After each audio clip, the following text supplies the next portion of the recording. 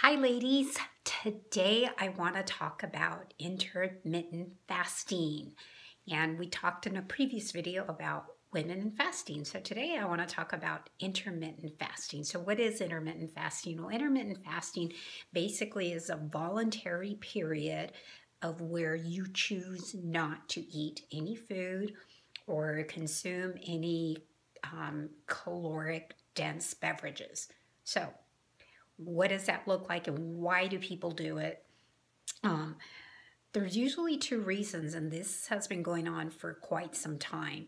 Um, intermittent fasting, well, first of all, intermittent fasting is not starvation. There's totally a different, it's totally different because starvation is you don't have a choice. It's like I'm starving because I have no food available.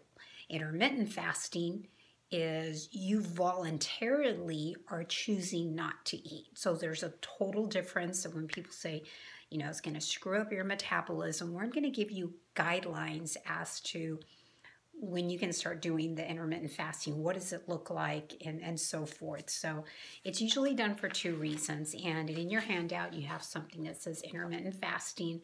And there's usually two reasons. One is spiritual, goes back into biblical times. They did fasting for spiritual reasons, for clarity, to connect with their higher power, to get answers from above. So that's number one. In the Jewish ceremonies, they do that a lot. A lot of different religions do intermittent fasting. So that's one, for spiritual reasons. Two is for health reasons. A lot of the big cancer clinics like Gerson and Dr.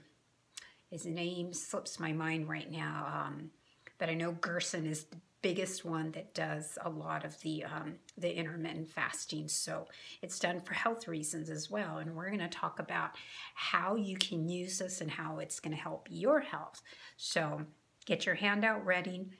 And basically, the best intermittent fasting would be having a compressed time window of eating.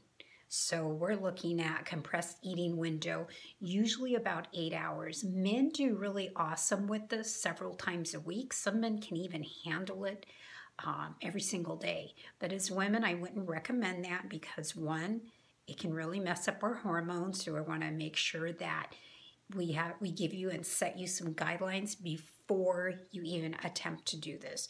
So you should probably do it once or twice a week. I think most women usually do best about once a week, but once again, you need to go with your intuition. What is your gut telling you? However, when you do this compressed window of time when you're going to eat, whether it's going to be from 12 noon to 8 o'clock in the evening, that's still only in that 8 hours is the only time you're going to eat, or it could be from 11 to 7. So you get to choose what's going to work for you.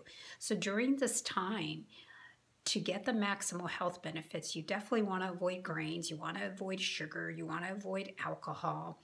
Those are the big things. And you want to avoid excess protein. So you still want to stay on a keto type of eating plan when you're doing this intermittent fasting to get the maximum benefits. I think it's really, really important that you first get into ketosis, because if you're in ketosis, you're already fat adapted and you should be able to handle the intermittent fasting with an 8-hour window time that your body can handle. So make sure that you're monitoring that with the ketone blood meters instead of the pee strips, the glucose. Checking it with your pee. That's just the urine strips. I don't think that's the best way. And you also should be able at this point, if you want to incorporate intermittent fasting, you should easily get away with eating 2 meals a day. If you're already doing that, and even on occasion you've only ate 1 meal a day, then you're ready for the intermittent fasting. And you should sleep through the night. You should be sleeping through the night. You should be able to manage stress. Those are some must before you do that. And the other thing with the intermittent fasting, the voluntary fasting that you're doing, is You've got to make sure that you're not losing your hair. I hear this so much with women as they start to progress and getting into this keto lifestyle. They're just losing clumps of hair. They're not ready. So make sure that you're ready. So I did want to talk about something else in this video. So those are some guidelines for the intermittent fasting.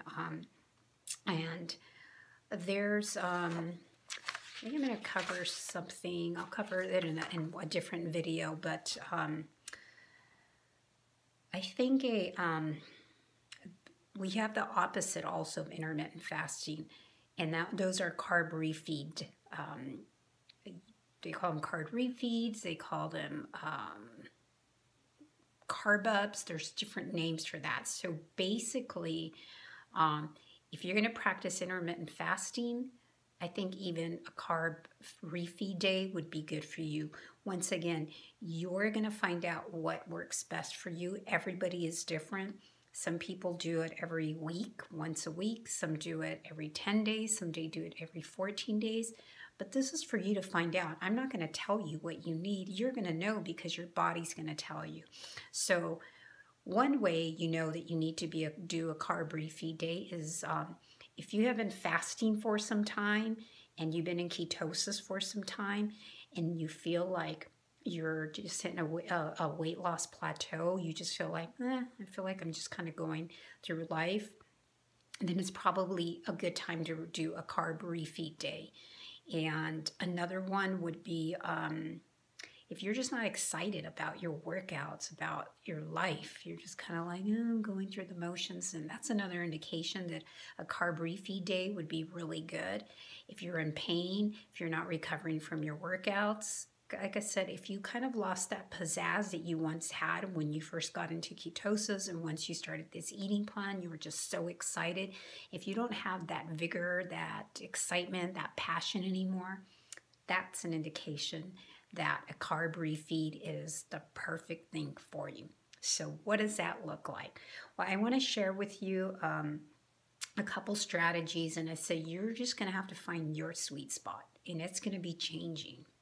Maybe, like I said, you may want to do it every week for a month. You may find you only need to do it once a month, every 10, 14, 21 days. I don't know. See, I don't want to tell you. You're going to find out what works best for you.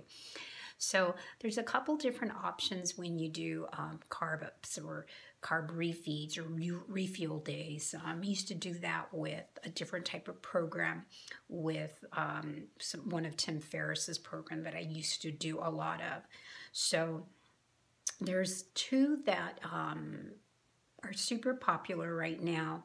One is, and you got to pick what works for you, is you basically are fasting from protein for at least 24 hours. So you're going to go literally almost zero protein, the closest you can get to zero protein.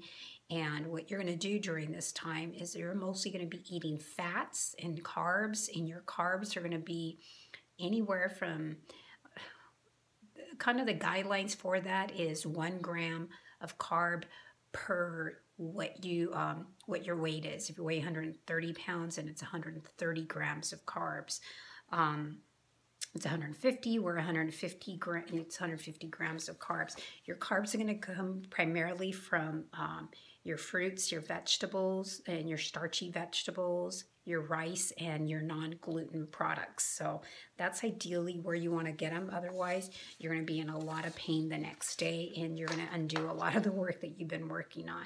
So that's one procedure. And then the other one is it's kind of the same, but except you are doing carbs. Approximately, you're going to find 130 pounds, 130 grams, and give or take a few.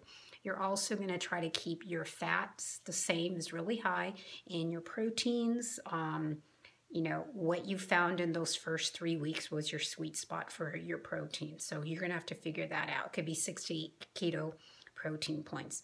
So those are some of the strategies. Once again, you've got to find what works best for you, and it's going to be changing. It's going to be changing month to month because you are going to be changing month to month and the way you manage stress. So those are some guidelines. I'll catch you on the next video.